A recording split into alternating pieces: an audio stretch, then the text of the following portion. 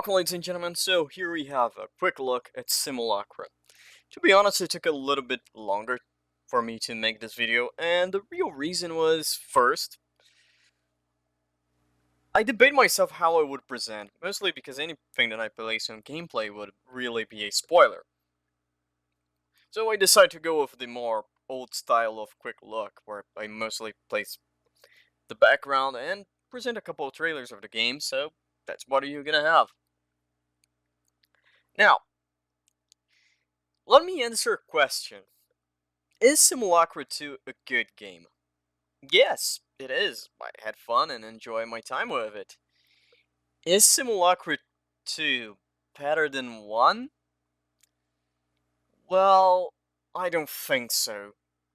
And I'm gonna try my best to not give much of a spoilers here, but I'm going to try explain why I believe that. Now, I have to say there was one big quote-unquote improvement, but it's not. It was better than the first one, but not by much. One of my biggest complaints on the first one was the fact that the game had a lot of jump scares. Most likely, the problem with that is you end up growing desensitized to it, and mostly because of that, the later parts of the game, if you do play in one sitting, they don't quite affect you that much. Simulacra 2 doesn't have that problem. It just has the problem that the majority of the jump scares are on the beginning of the game, and that is one of the biggest problems that I do have. Although I will admit it, more likely it's because it's a sequel. There wasn't a way to run from this. We already start this game knowing what we're gonna search. That was something that happened on my first hour of the game on itself. I was really already talking, bargaining with Simulacra. Hey, you're one of those kids, let's do a deal here, and stuff like that, so more likely, I already knew that was a supernatural thing, and that is one of my problems, quote unquote, of this game. I really would like if the game took your time, didn't really just, okay, we have a supernatural, like, push you in and progress the story, not only shove it into your face, spooky ghost or spooky cyber ghost here. If you play Simulacra 1, you know then that wasn't the case even there, where really the first thing you already got is spooky ghost game. Now, of course, it's okay, it was their choice, and it does not really fully detract that much, and it's not one of the major downsides. It's just a personal problem that I do have with the game. But, no matter how things would change, because this is a sequel, I don't think there would be anything that they could do to flee from this. Because as I said, you already go into the game with this mentality. We're gonna try to search for these spooky ghosts that are doing some shenanigans. Now, this time around, you have four main characters. You're trying to solve a murder. And I have to say, they felt a little bit more shallow than the characters before. In the same way, you don't interact in any way, shape, or form with the owner of the phone. For different reasons this time. As I said, you're trying to solve a murder, and last time Anna was missing. But this time you interact with three different characters, while the other time you only end up mainly interact with two other characters while having some subtle interaction with a third one. I'm not counting Detective Murillo as a character on Simulacra 2, by the simple fact he did end up just sounding as a nonsense. He was there just to push the plot, like to take the plot forward, nothing more. He was not presenting any major things. He was not someone that really did anything else than signalize then, okay, time to move on to the next part of the game. And that was, in my opinion, a little bit of a letdown. The other three characters, they were okay, but through the necessity of creating some head herrings on the game, I felt then I couldn't really connect with any of those. Besides Rex, I really have a hard time to remember even the characters' names, which is something that I don't found very good. Back then, on the first game, you really had a somewhat of a connection between Ashley and Anna, between Taylor and Anna, and even between Greg and Anna. Even though it has their relationship really go down the drain during as you uncover more and more. While Taylor has its jokes and still has his own personality and character, you do have enough time to talk with him and enough interaction, then it doesn't sound shallow. You interact more with the characters on the first one than you end up doing on the second one. The second one is more of a hunting for pieces. It's a puzzle. You just or scramble on the phone to try finding the pieces. The only moments then you really end up having interactions or more confrontational and things like that. And that is in the end one of the major points.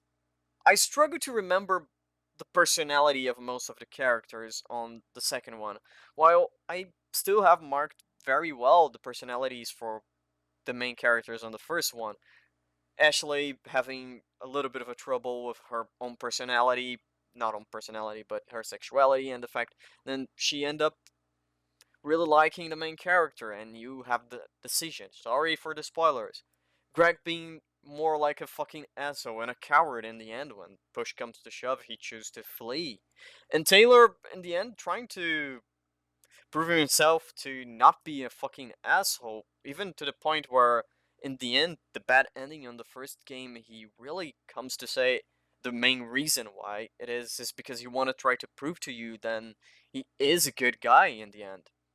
Not only that, but I find this time Simulacra, although a different one, is far less of an interesting character. It doesn't show any quote unquote new aspect of it. It doesn't review any new things about it, and it's far more of a okay, here we are, let's end this. Sure, let's end the game and point taken. It's just that, and it was there just to be there. It was not that dialogue as, for example, in the first one, where if you achieve the quote unquote good ending, which is not canon, uh, the game does show a lot more of a Simulacra even show a lot more respect to the main character. And I found this time, there was not a even if you did have more interactions with Simulacra towards the entire game. This time I felt that it was again more shallow than the first one, and that's the thing. This has a lot of more of a good presentation. It get rid of some of the mini games and interactions that were not necessary to a more focused thing. You're trying to find clues, and that is your main objective. But I do believe it missed out a lot on the interactions between you and the characters, and even with the phone owner to its characters. You have like one or two conversations between each characters and her. It's far different and more interesting on the first one, where you really feel like you know a lot about Anna. If you look to her things, you know more about her struggles with her job, with her choice of work, with her relationship with Greg, and to the fact that she really decides to go to Spark, and even James, a character that is really barely there. You still have a couple of interaction, and he kind of sounds like a good guy. Try to different than the main character, uh, not the main character, different to the victim this time, trying to warn you, trying to push you to solve the case and to save someone. This time, we don't see that being very well made. It the fact that the game had to create some red herrings to push who is the bad guy and stuff like that does create a very big problem. You don't have enough. You can't show those people being good guys. You have to show they always having conflicts and not be each other back. And that is why the only character that I quote unquote found interesting was Rex, because I was able to feel a lot of his blanks with someone that I know from real life who kinda didn't cross the "I gonna scam everyone that I know," but is almost on that level. But yeah, that's the thing. You're gonna end up leaning a little bit more to one or the other character. I'm not gonna lie, the decision on playing late at night, aka during the, I think, I played the entire game on two sittings. The first time, and then later I played everything in one sitting, was not one of the greatest. I have a couple problems rationalizing some of the puzzles. Then now looking over on the footage to do this video, it probably were a lot more easier than I was making to, and expecting that I pass a larger amount of time than I should on this game. Yeah, I waste a lot of time on the puzzles. They were not very difficult, and the hint system does workly fairly better than I would give credit for it. Honestly, I will say that I didn't play the free game Pipe Dreams, so it is a little bit of a maybe a problem here. There was probably something there than hints to anything like that.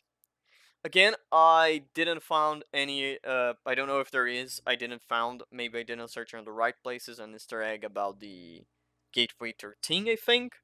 So maybe if there is anyone in the comments can give me that. But the overall experience was good.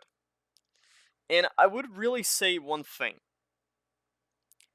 If you play this first, then you play Simulacra 1, I think you would have a very better time with it, I think.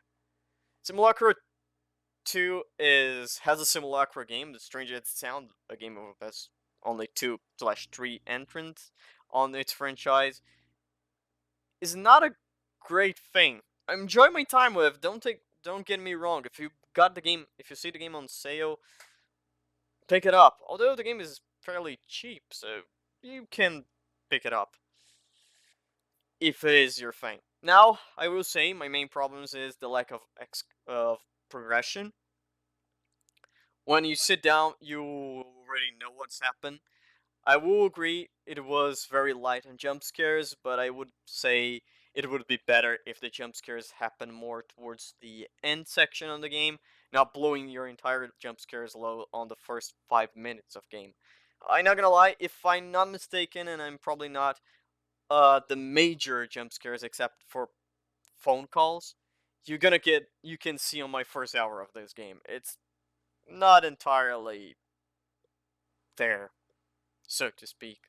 And I think for a next sequel, a third Simulacra, I don't think they can dial down the supernatural effect anymore. There's no way because as I said, I when I sat down on the game, I already knew what I was up for. I already knew what was the quote unquote end uh enemy of it.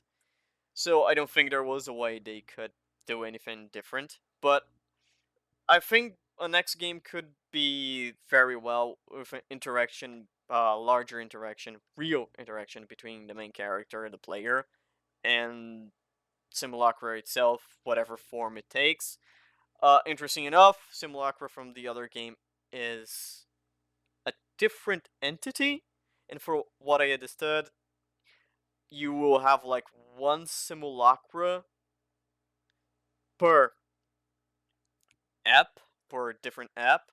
Although I found that interesting because the Simulacra from Spark had the ability to interact with Jabber by utilizing, for example, post like he could use Anna to Anna Jabber account to post to mask the fact that she was out there.